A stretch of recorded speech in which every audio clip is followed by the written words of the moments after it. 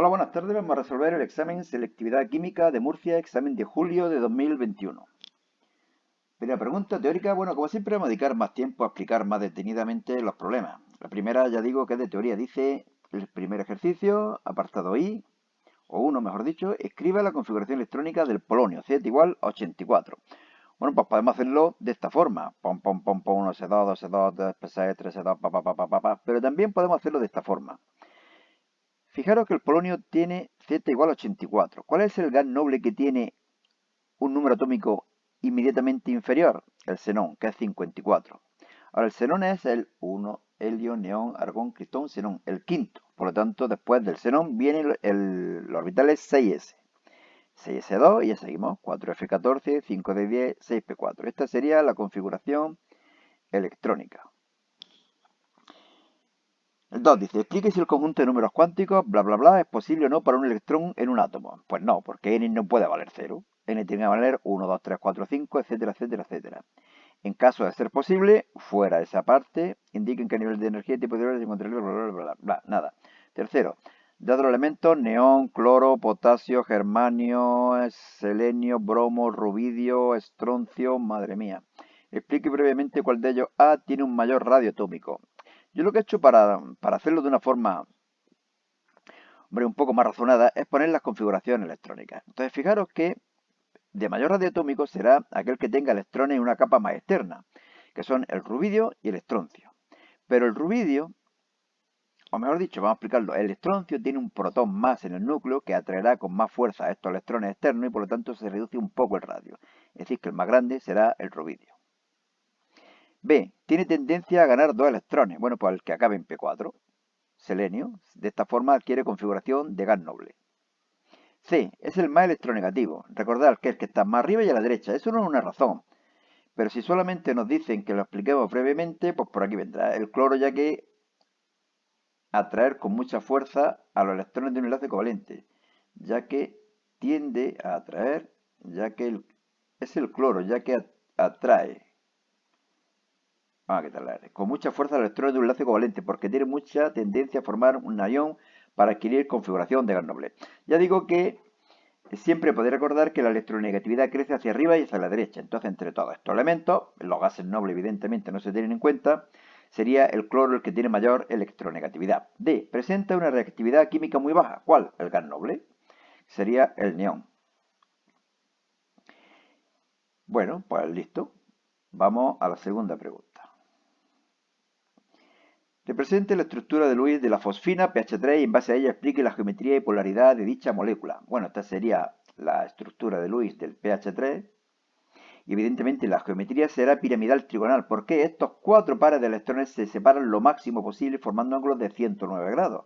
Pero claro, hay solamente tres enlaces y por lo tanto la geometría sería esta de aquí. Si hubiera cuatro, habría otra y sería tetraédrica. Otro enlace por aquí y sería tetraédrica. Explique por qué el punto de ebullición del amoníaco es mucho mayor que el de la fosfina. Puentes de hidrógeno. Por ahí los tenéis.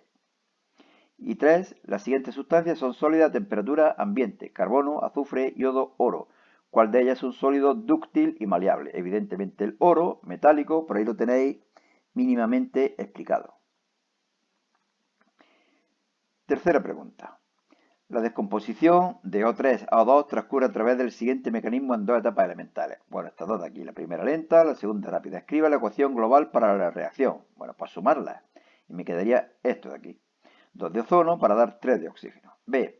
Según el mecanismo propuesto, ¿cuál sería la ecuación de velocidad de la reacción, el orden de reacción global y las unidades de la constante de velocidad? ¿Qué hay que tener en cuenta para determinar la ecuación de velocidad? La etapa lenta. ¿Sí? En la velocidad influye muchísimo más la parte lenta que en la parte rápida.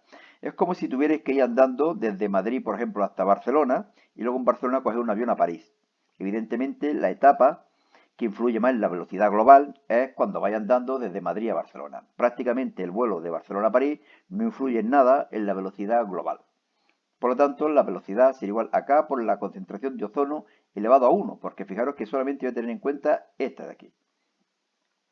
Y por lo tanto, orden de reacción global 1. Unidades de K, pues despejamos de aquí. La unidad de la velocidad, que son moles, litro menos 1, segundo menos 1. Siempre concentración partido tiempo. Divido las unidades de la concentración, moles litro menos 1 y me queda segundo menos 1. C. Explique si alguna de las especies involucradas en la reacción es un intermedio. Pues claro, el oxígeno monoatómico, puesto que no está ni entre los reactivos ni entre los productos. A medida que se va formando, va desapareciendo. Y D. Cómo afectará la velocidad de reacción y la constante de velocidad a un aumento de temperatura. Como siempre, se produce un mayor número de choques y además más violentos de las moléculas de los reactivos y por lo tanto aumenta la velocidad y con ello la constante. También lo hemos explicado mediante la ecuación de Arrhenius. Pregunta número 4. Sabiendo que a 298 K la solubilidad del bromuro de calcio es 2 por 10 elevado a menos 4 moles litro menos 1, calcule la constante del producto de solubilidad. Esta es la ecuación de disociación del bromuro de calcio. La concentración de calcio será S y la de bromuro 2S, el doble de la solubilidad. Como me dan la solubilidad, concentración de calcio, concentración de bromuro al cuadrado, S por 2S al cuadrado, 4S cubo, sustituyo, calculo y obtengo 3,2 por 10 elevado a menos 11, sin unidades en la constante. 2. ¿Qué cantidad en moles de iones calcio habrá presente en 5 litros? El número de moles será solubilidad por volumen, concentración por volumen, 2 por 10 elevado a menos 4, que es la solubilidad, por 5. Si me hubieran preguntado de bromo, hubiera tenido que multiplicar por 2, ¿de acuerdo? La solubilidad por 2. Vale, y 3. Si la disolución saturada de bromuro de calcio está en equilibrio con 2 gramos de bromuro de calcio, razone cualitativamente qué ocurrirá con las cantidades de calcio en disolución si A se retira 1 gramo de bromuro de calcio. Ni se entera, puesto que la cantidad, el sólido, el bromuro de calcio sólido, no se encuentra en la expresión de la constante de solubilidad. B. Se aumenta la temperatura. Pues normalmente aumenta la solubilidad y por lo tanto habrá más cantidad de calcio, más moles de calcio en esos 5 litros que nos decía. Eran 5 litros, ¿no? Creo recordar.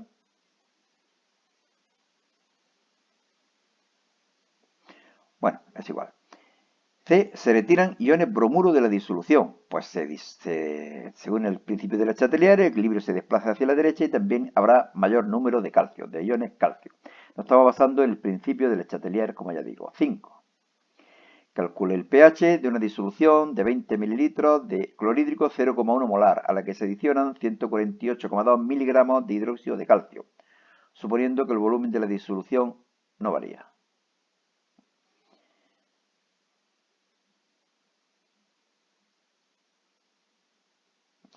Bueno, esta sería la reacción, clorhídrico más hidróxido de calcio para dar cloruro de calcio más 2 de agua.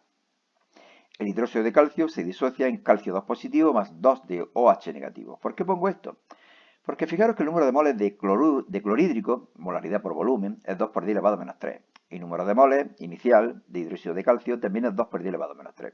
Alguien, si no pensáramos demasiado, podríamos razonar que como hay el mismo número de moles, se contrarrestan y por lo tanto la disolución sería neutra. Pero no, ¿por qué? Porque hace falta el doble de moles de clorhídrico que de hidróxido de calcio. Por lo tanto va a sobrar hidróxido de calcio. ¿Cuánto? La mitad. 10 elevado a menos 3. La otra mitad se neutraliza con el clorhídrico. Este es el número de moles. El número de moles de OH será el doble porque fijaros que por cada mol de hidróxido de calcio aparecen 2 moles de iones de hidroxilo.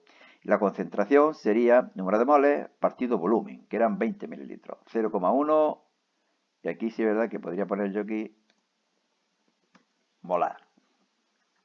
pH menos el logaritmo de la concentración de ion hidroxilo menos el logaritmo de 0,1, 1 pH 13. 2. Explique si una disolución de acetato de calcio en agua será ácida, básica o neutra. Disociación total, calcio no reacciona, acetato sí reacciona, ion hidroxilo, disolución básica. Aquí lo tenéis un poco más explicado. Pasamos al ejercicio número 6. Una disolución acuosa de cianhídrico, supervenenoso, pH 4,3, calcule concentración C minúscula de dicha disolución. Y B, grado de disociación. Cianhídrico con agua, cianuro, hidronio. C por 1 menos alfa, C alfa, C alfa. Estas son las concentraciones en el equilibrio de esas tres especies químicas. pH 4,3. Despejamos la concentración de iones hidronio. Lo único que tendremos que hacer es 10 elevado a menos 4,3. 5 por 10 elevado a menos 5. La K sub A, que lo conocemos, concentración cianuro, hidronio, o lo que es lo mismo, hidronio al cuadrado, concentración de cianhídrico, C menos concentración de hidronio. La cantidad que me quedará de cianhídrico será la que había inicialmente menos lo que se ha disociado para formar iones cianuro, o lo que es lo mismo, iones hidronio. De aquí despejamos C y obtenemos un valor de 4,03. B, nos piden ahora alfa, la concentración de ion hidróneo, C por alfa, despejamos alfa, pum, siempre menor que 1, entre 0 y 1. 1,24 por 10 elevado a menos 5. Y la segunda pregunta, pues muy parecida a la de antes. Explique si una disolución de cianuro de sodio en agua será ácida, básica o neutra. No es necesario realizar cálculos numéricos. Cianuro de sodio se disocia, el sodio no reacciona, cianuro sí reacciona, iones hidroxilo, disolución básica. Vamos a por el 7. Antes de hacerlo, recuerdo que en este blog, selectividadjosecuenca.blogspot.com, podéis encontrar en formato PDF los exámenes que estamos colgando en el canal. Son bastante más cómodos de ver en el blog que en el canal. Yo creo que el blog sirve para todo. El canal es más bien para ver la explicación de alguna pregunta que no entendáis. Bueno, dada la siguiente reacción de oxidación-reducción, este de aquí, explique cuál es el agente oxidante y cuál es el reductor. El oxidante se reduce. ¿Y quién se reduce? El que baja el número de oxidación. Fijaros que aquí el manganeso está con número de oxidación más 7 y aquí más 4. Baja su número de oxidación, se reduce y por lo tanto es el oxidante. Evidentemente el nitrito de sodio, lo contrario, será el reductor. Ajuste la reacción, nitrito-nitrato, un oxígeno que lo compensamos con agua, estos dos hidrógenos con 2 DOH negativo. Vamos a explicarlo un poco más detenidamente. Es medio básico. Normalmente lo ponen en medio ácido. Fijaros que vamos a explicarlo de nuevo. Aquí tenemos NO2 y aquí tenemos NO3. Un oxígeno más. ¿Cómo lo compensamos? Con el doble de grupo hidroxilo. Y ahora estos dos hidrógenos lo compensamos con una molécula de agua. Y por último las cargas. Aquí tenemos 1 y 2, 3 negativas. Aquí tiene que haber 3 negativas. 1 y 2, 3 negativas. El permanganato se transforma en MnO2. Diferencia 2 oxígenos. Lo compensamos con 4 DOH. Y esos 4 DOH, 2 de agua. Electrones, 3. Por lo tanto, la de abajo la multiplicamos por 2, la de arriba la multiplicamos por 3. Se forma esta ecuación iónica. Pero fijaros que aquí tengo 4 de agua y aquí tengo 3 de agua. Pues aquí dejo 1 y aquí 0. Además aquí tengo 8 de iones hidroxilo y aquí tengo 6. Aquí dejo 0 y aquí dejo 2. Y la iónica la transformamos en la molecular y listo, papeles. Bueno, pregunta número 8. Teniendo en cuenta los siguientes potenciales estándar de reducción, eso de, explique cuál de los tres metales, plata, plomo o zinc, es más oxidante. ¿Cuál es la sustancia más oxidante? La que tiene más tendencia a reducirse, que será aquella que tenga un mayor potencial de reducción, es decir, la plata. El plata positivo, claro. De plata positivo a plata. B. Justifique numéricamente si será posible reducir iones plomo 2 positivo, esta reacción, en condiciones estándar adicionando virutas de zinc o de plata. Pues probamos primero con el zinc. Se darían estas dos reacciones, esta reacción global. Potencial normal de reducción del plomo, menos 0,13. Potencial normal de reducción del zinc, menos 0,76. Pero como aquí se está oxidando, más 0,76. Sumamos valor positivo, reacción espontánea. Lo mismo para la plata. Valor negativo, reacción no espontánea.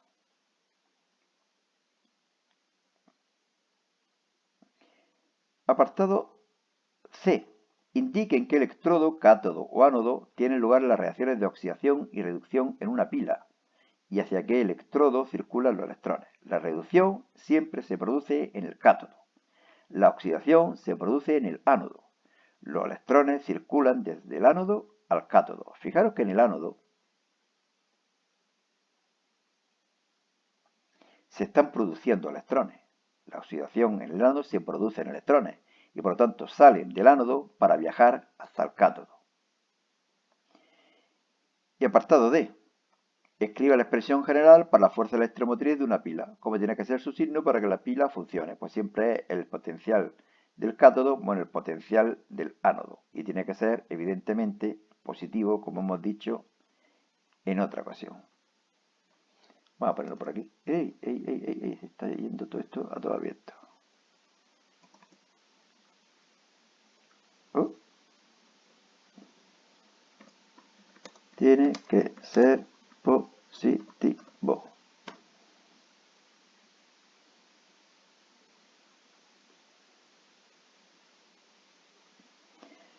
Bueno.